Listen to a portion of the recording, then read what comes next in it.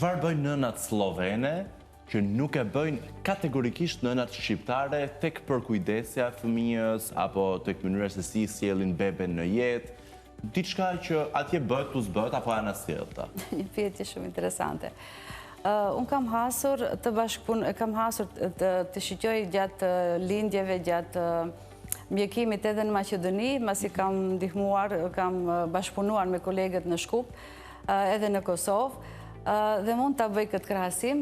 Për shembull, gratë në Sloveninë, gratë e reja, do me thënë, nënat, lexojnë shumë për shtatzënsinë, për lindjen, janë pak më shumë të përgatitura. Ndoshta edhe sistemi mjekësor, mbasi në Sloveni sistemi mjekësor është 95% është shtetëror.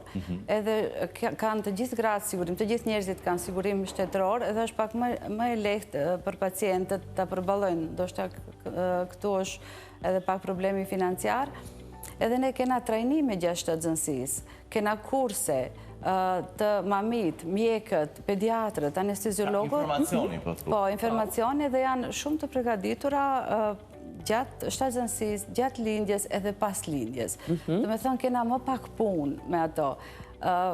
Nuk kena nevojë për çdo gjë individualisht tek shqiptarët e Maqedonisë thuhet, nëse barku është lart apo barku është poshtë, më kuptojmë gjinin. Ai kanë këto besimit slovenë? Është pak. I kanë apo si kanë fare slovenët? Jo, nuk lodhen ata shumë me gjinit, nuk lodhen me gjinit, edhe gjatë lindjes, gjatë vetë aktit të lindjes, janë më shumë lindje vaginale, do me thënë cesariane janë 18-19%, edhe çdo herë mundon ata zvoglojmë atë numër, por gjatë lindjes janë shumë të disiplinuara, me partnerët, gati gjithë i kanë partnerët, afër që na ndihmojnë.